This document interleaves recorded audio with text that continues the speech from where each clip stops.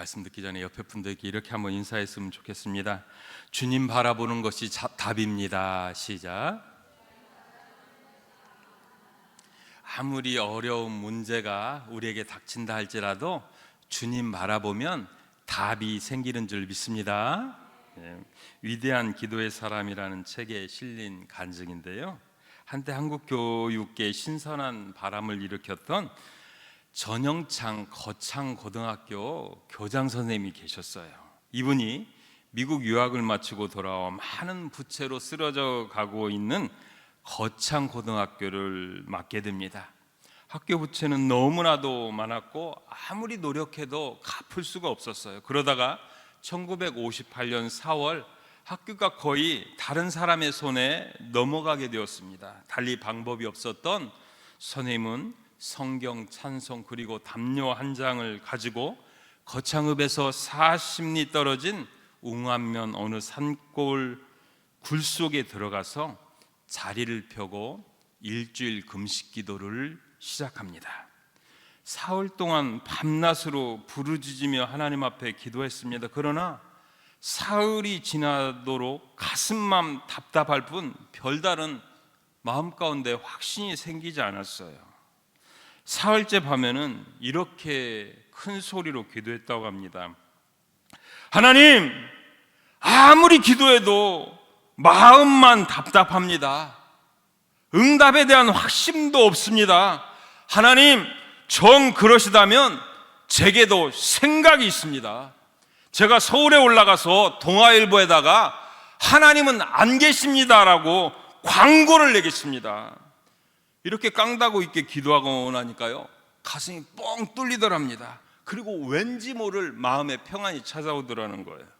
산에서 일주일 금식 기도를 다 마치고 내려와 보니까요, 서뭇가에 편지 한 통이 내려와 있더라는 거예요. 그래서 개봉해 보니 미국의 한인교회 조우복 집사라는 사람이 $2,500를 보내왔다라는 거예요. 그리고 그 금액은요, 당시 학교가 짊어지고 있었던 모든 부채를 다 갚을 수 있는 정확한 금액이었다라는 거예요. 한마디로 하나님께서요, 깊은 산 동굴 속에서 밤에 담요 뒤집어 쓰고 오직 주님만 바라보고 부르짖었던 그 기도를 다 들으시고요, 응답해 주셨다라는 거예요. 예레미야 33장 2절로 3절에 이런 말씀 있잖아요.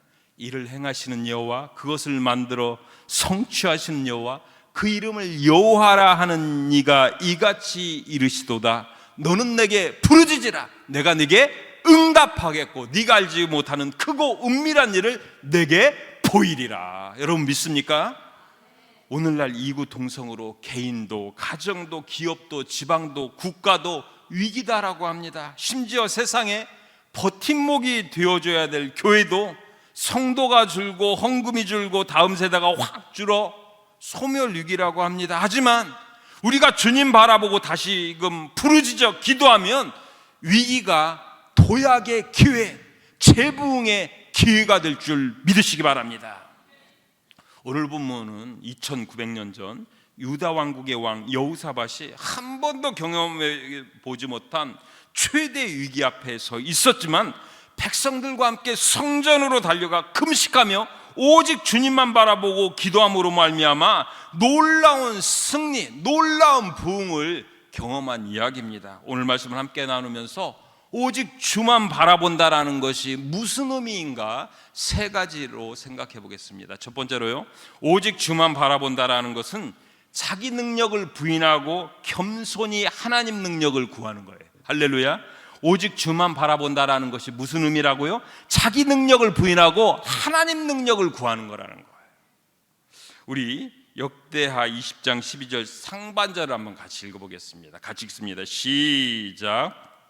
우리를 치러 오는 이 큰 무리를 우리가 대적할 능력이 없고, 우리가 대적할 능력이 없고, 아멘. 우리가 대적할 능력이 없고라는 말을 히브리어로 키엔바누 코아흐 리프네라고 합니다. 이 말들을 직역하면, 왜냐하면 우리에게 능력이 없습니다라는 말로 여호사밧은요, 연합군들 앞에서 자신은 절대 무능하니 전능하신 하나님의 능력을 구하겠다라는 기도했어요. 여호사밧의 이 고백을 액면 그대로 받아들이면 그가 실제 소수의 군대만을 가지고 있는 것으로 보이는데 절대로 그렇지 않았다는 거예요.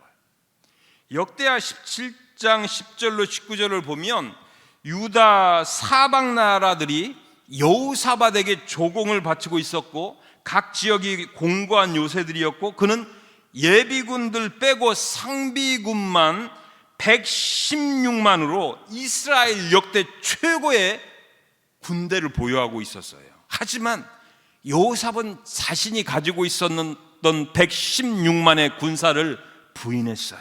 대신에 하나님의 능력을 구했고 하나님은 이러한 여호사밧의 중심을 보시고 대신 싸워주셨고 여호사밧에게 어마어마한 승리를 안겨다 주셨다는 거예요. 하나님은 자신의 능력을 믿고 교만한 자들은 물리치시지만 자기 능력을 전적으로 부인하고 하나님의 능력만을 구하는 겸손한 자들에게는 놀랍도록 역사하신다는 걸 믿으시기 바랍니다.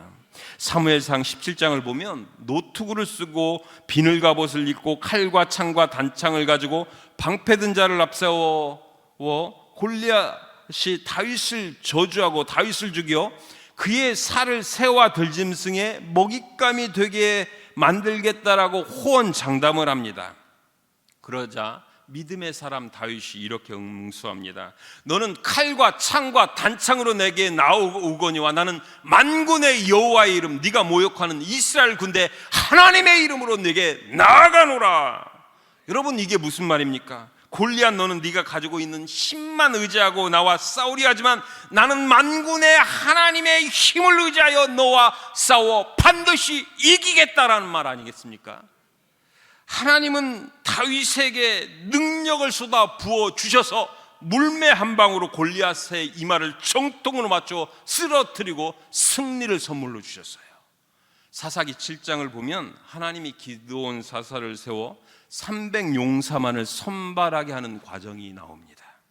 하나님이 성령으로 기드온과 함께 해주시니까 기드온이 나팔을 불자 32,000명이 모여들었어요. 그러자 하나님이 너무 많다 하시며 미디안군 13만 5천 명이 두려워서 떠는 자는 돌려보내라 하니까 22,000명이 돌아갔어요. 이 10,000명이 남았는데 하나님께서 뭐라고 기도하게 하셔요?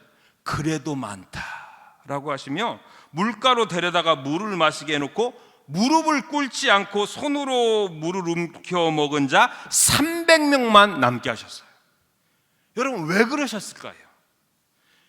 기도원을 따르는 자가 많으면 많을수록 기도원은 보이지 않는 하나님 대신에 자기를 따르는 보이는 사람을 의지할 가능성이 컸고 그렇게 되면 하나님께서 역사하실 여지가 줄어들었기 때문이었어요.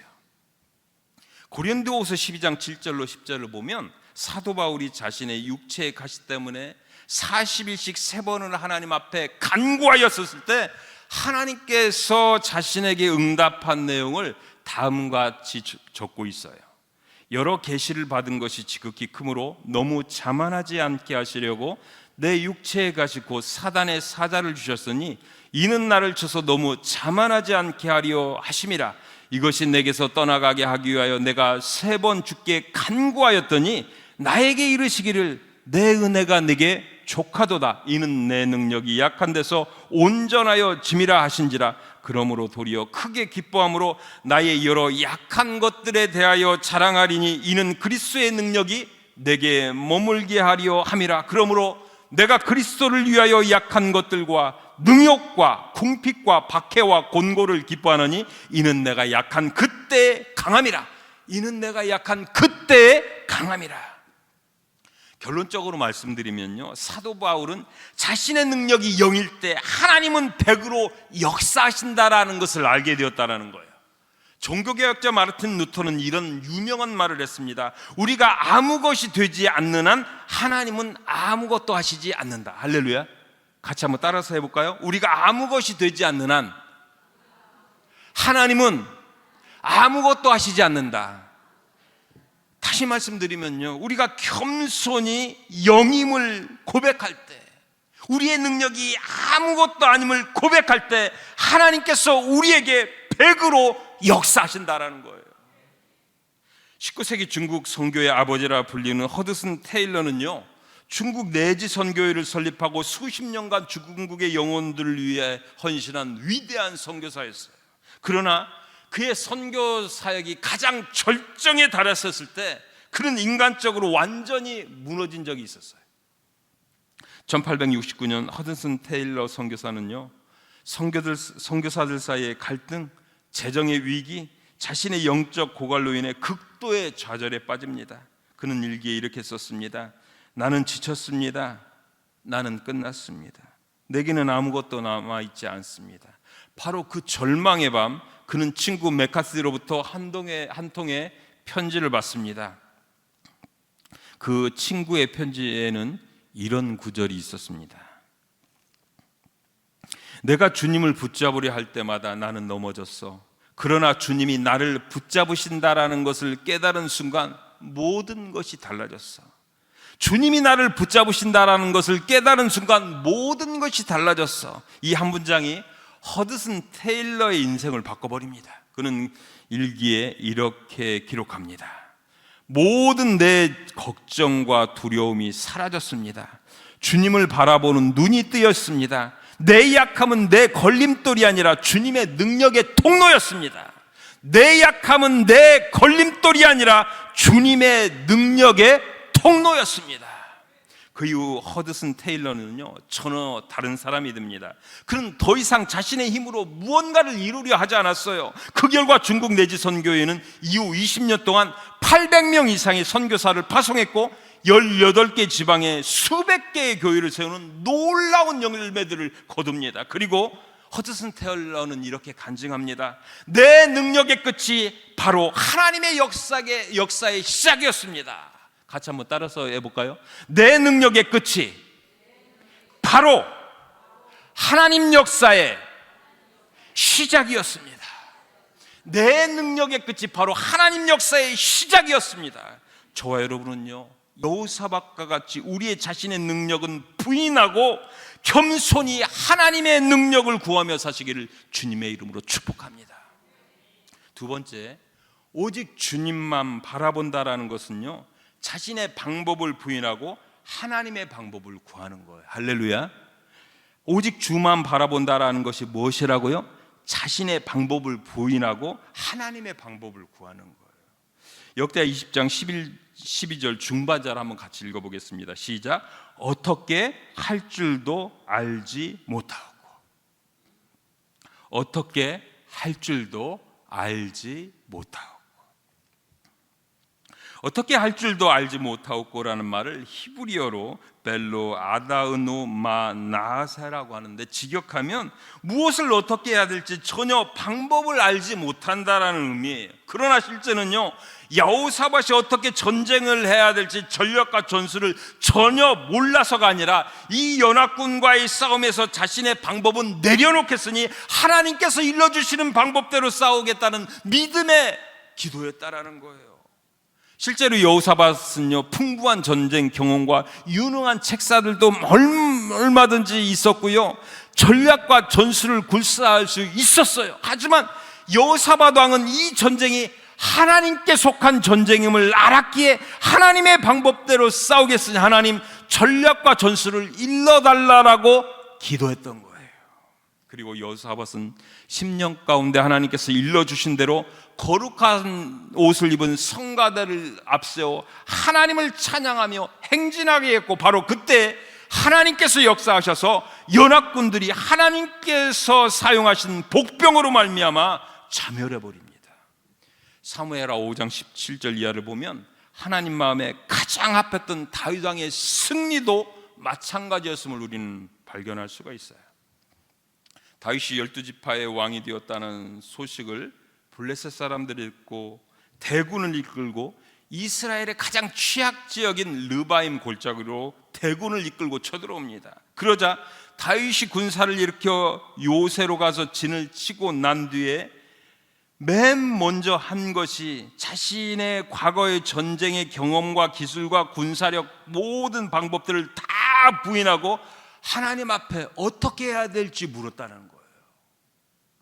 그러자 하나님이 내가 내 앞서 나가 내 대적을 물을 흩은과 같이 흩어줄 것이니 너는 전면전을 하라라고 말씀하십니다. 그래서 하나님께서 일러주신 대로 다윗이 전면전을 취해서 대승을 거두어요. 그리고 얼마 후에 블레셋이 또다시 똑같은 규모의 병력을 소집해가지고 똑같은 장소인 르바임으로 재차 쳐들어옵니다.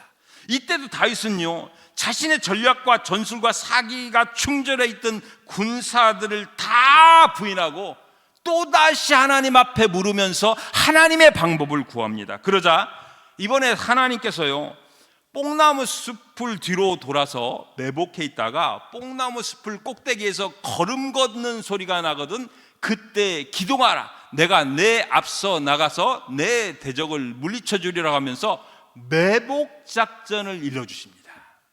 그러자 이 블레셋 대군이 전면전으로 나올 줄 알고 전면전에 대해서 만반의 준비를 다 취하고 있다가 허를 찔려가지고요, 이 다윗이 게바에서 게살까지 완전히 블레셋군을 섬멸해버리는 전과를 얻게 된다는 거예요.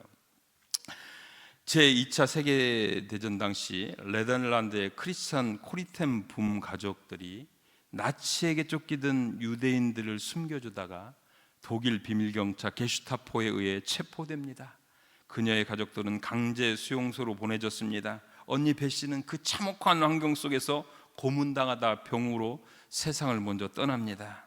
코리템 붐은 매일 밤 극한의 추위와 굶주림 그리고 동료들의 죽음을 목격하면서 하나님 앞에 부르짖습니다. 하나님, 어떻게 하면 됩니까? 어떻게 해야 이 상황을, 이 죽음의 상황을 벗어날 수 있습니까? 방법을 가르쳐 주시옵소서.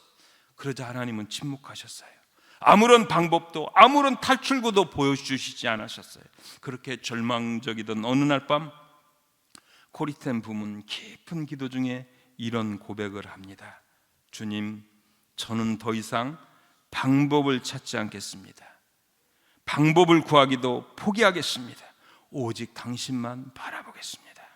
그 순간 그녀의 마음에 형언할 수 없는 평화가 찾아옵니다. 그 직후에 놀라운 일이 벌어집니다. 행정착오로 인해 코리템 붐의 이름이 석방자 명단에 올라버립니다. 그녀가 석방된 지 일주일 후에 그녀와 같은 막사에 있었던 모든 여성들은 가스실로 보내졌다고 합니다. 한마디로 인간의 예상을 초월한 방법으로 하나님께서 그녀를 구해 주셨던 거예요. 훗날 코리템 붐 여사는 전 세계를 돌아다니면서 이 증언을 나눌 때마다, 이 일을 나눌 때마다 이렇게 말했다고 합니다. 내가 방법을 찾으려 할 때 하나님은 침묵하셨습니다. 그러나 내가 방법 찾기를 내려놓고 오직 주님만 바라보았을 때 하나님은 내가 상상할 수 없는 방법으로 역사하셨습니다. 고린도전서 1장 25절에 이런 말씀이 있습니다. 하나님의 어리석음이 사람보다 지혜롭고 하나님의 약하심이 사람보다 강하니라. 저와 여러분은요, 모든 일에 우리의 방법을 부인하고 우리보다 억만 배 지혜로운 하나님의 방법을 구하여 승리하는 참으로 지혜로운 분들 되시길 주님의 이름으로 축복합니다. 세 번째로, 오직 주만 바라본다라는 것은요, 어떤 상황에서도 하나님을 신뢰하고 소망을 하나님께 두는 거예요. 할렐루야. 오직 주만 바라본다는 것이 무슨 의미라고요? 어떤 상황에서도 하나님을 신뢰하고 소망을 하나님께 두는 거예요. 어떤 상황에서도. 역대하 20장 12절 하반절을 한번 같이 읽겠습니다. 시작. 오직 주만 바라보나이다 하고, 오직 주만 바라보나이다. 오직 주만 바라보나이다라는 말을 히브리어로 킬 알레이카 에이네이누라고 하고 영어로는 But our eyes are upon thee. 참 영어 번역이 너무나도 잘 돼 있는데요. But our eyes are upon thee. 직역하면요, 그러나 우리의 눈은 당신을 향하고 있습니다. 그러나 우리의 눈은 당신을 향하여 있습니다. 이것은 비록 자신들은 대적할 능력이 없고 헤쳐나갈 방법도 모르지만, 그러나 자신들은 온 마음과 뜻을 다해서 하나님을 신뢰한다, 자신들은 오직 하나님께만 소망을 두고 있다는 믿음의 고백이었다라는 거예요. 이렇게 여호사밧과 유다 백성들이 하나님을 신뢰하고 오직 하나님께 소망을 두었었을 때, 하나님께서 즉시 아실 선지자를 통하여 너희는 이 큰 무리로 말미암아 두려워하거나 놀라지 말라, 이 전쟁이 너에게 속한 것이 아니요 하나님께 속한, 내게 속한 것이니라 라고 응답을 바로 주셨어요. 그리고 이스라엘군이 브라가 골짜기에서 전리품만 챙기는데 3일이 걸릴 정도로 어마어마한 대승을 선물로 안겨주셨다라는 거예요. 하나님의 사람 욥의 경우도 마찬가지였어요. 어느 날 갑자기 욥은 사단에게 시험을 받아서요, 엄청난 시험을 당합니다. 시련을 당합니다. 하루아침에 사업이 폭망합니다. 태풍이 불어와 10자식을 가슴에 묻어야만 했습니다. 자신은 피부암에 걸려 깨진 그릇으로 긁지 않으면 잠을 이룰 수 없었어요. 아내는 자기를 저주하고 집을 나가버리고 가족은 풍비박산이었어요. 그럼에도 불구하고 주신 자도 여호와시요 취하신 자도 여호와시니 여호와의 이름이 찬양받으실지어다. 주께 복도 받았은즉 화도 받지 않겠느냐. 그러나 나의 가는 길을 오직 그가 하시나니 그가 나를 단련하신 후에는 내가 정금같이 나오리라. 할렐루야. 그러나 나의 가는 길을 오직 그가 하시나니 그가 나를 단련하신 후에는 내가 정금같이 나오리라 고백하며, 하나님을 끝까지 신뢰하며 하나님을 끝까지 신뢰하면서 소망을 하나님께 두었어요. 그 결과 그는 모든 시험을 이기고 영육간의 갑절의 축복을 받고 끝까지 온전한 하나님의 사람으로 장수하며 갖가지 신령한 하늘의 축복과 기름진 땅의 복을 다 누리며 살았다라는 거예요. 5만 번 기도응답의 주인공 조지 뮬러는요, 19세기 영국 브리스톨에서 고아들을 위한 사역을 했잖아요. 그러면서 그는 단 한 번도 사람들에게 재정 후원을 부탁해 본 적이 없다고 합니다. 그의 원칙이 하나 있었는데요, 오직 하나님만 바라보는 것이었다는 거예요. 할렐루야. 조지 뮬러의 단 한 가지 원칙이 뭐라고요? 오직 하나님만, 오직 주님만 바라보는 것이 그의 원칙이었대요. 그는 매일 아침 기도실에서 무릎을 꿇고 하나님 앞에, 주님 앞에 모든 필요를 아뢰었다라는 거예요. 어느 날 아침 조지 뮬러의 고아원에 아이들을 먹일 빵이 단 한 조각도 없이 다 떨어졌다라는 거예요. 300명 아이들이 식탁에 앉아 있었습니다. 주방에는 빈 냄비만 있었습니다. 식사 시간이 되었고 아이들은 조용히 기다리고 있었습니다. 조지 뮬러는 아이들에게 함께 기도하자고 했습니다. 그리고 이렇게 기도했다고 합니다. 사랑하는 아버지 하나님, 우리는 오늘 아침 먹을 것이 없습니다. 그러나 우리는 아버지가 우리의 모든 필요를 아신다라는 것을 믿습니다. 우리는 오직 아버지만 바라봅니다. 우리는 오직 아버지만 바라봅니다. 예수님의 이름으로 기도합니다. 아멘.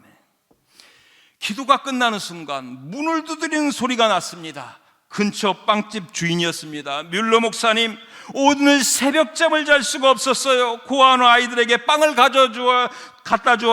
가져다 줘야 한다는 마음이 계속 들었어요. 새벽 2시에 일어나 빵을 구웠습니다.